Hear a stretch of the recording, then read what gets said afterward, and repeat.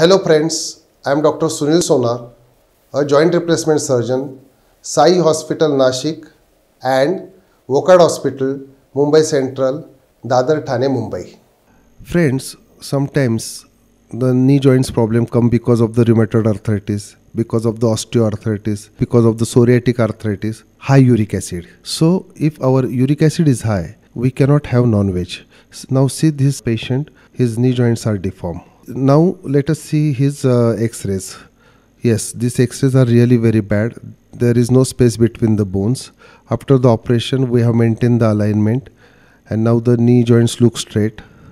Now this video we have taken after the operation. He is walking so well. Now his 80 to 90% of pain would go away for next 20 to 30 years. And you must have tablets like allopurinol, febuxostat. Thank you.